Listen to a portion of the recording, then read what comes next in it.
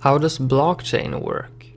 A central part in every blockchain is the mining algorithm. Let's take Bitcoin's algorithm as an example. It's called SHA-256, short for Secure Hash Algorithm, 256 bits. It takes an input, which can be anything, text, numbers, or even a computer file of any length. The output produced is called a hash and will be the same length every time, 256 bits in machine code. The same input will give the same output every time. It's not random, but if you make a small change to the input, the output will change completely. It's also what's called a one-way function, meaning that if you only have the output, you can't calculate what the input was. You can only guess what the input was. And the odds of guessing that right is 1 in 2 to the power of 256, which is pretty much impossible.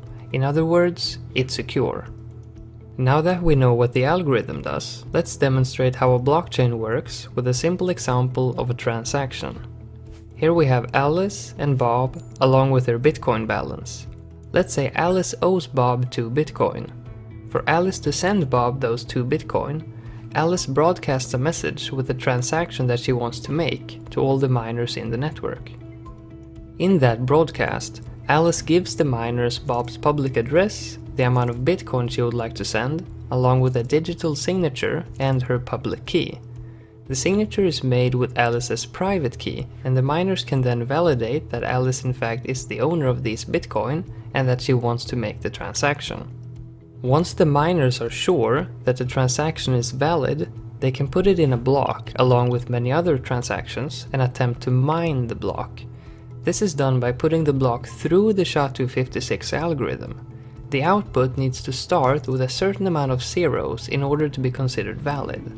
The amount of zeros needed depends on what's called the difficulty, which changes depending on how much computing power there is on the network. In order to produce an output hash with the desired amount of zeros in the beginning, the miner adds what's called a nonce number into the block before running it through the algorithm. Since a small change to the input completely changes the output, the miner tries random nonces until they find a valid output hash.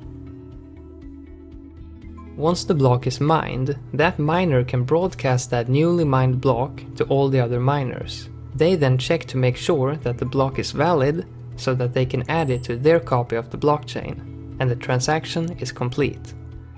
But in the block, the miners also needs to include the output hash from the previous block so that all blocks are tied together, hence the name blockchain.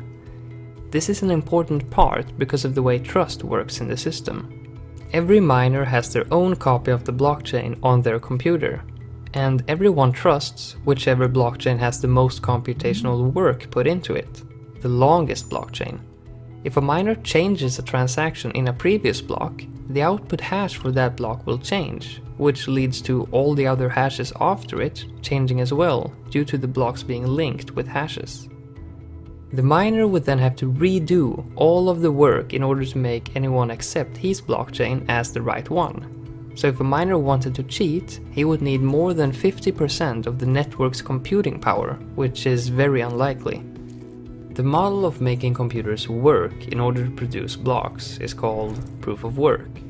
There are also other models like proof of stake, which does not require as much computing power and is meant to require less electricity while being able to scale to more users.